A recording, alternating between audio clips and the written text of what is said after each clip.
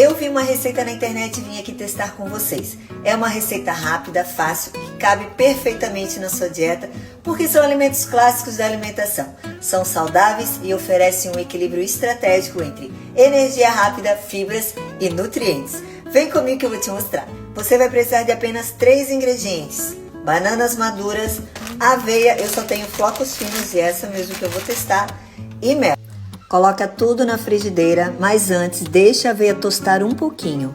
Acrescente a banana e capricha no mel. E aí vai mexendo até os ingredientes se unirem.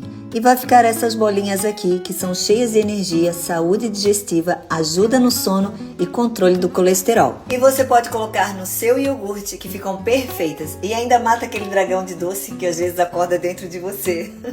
Se gostou, deixe seu like e comente para mais receitas.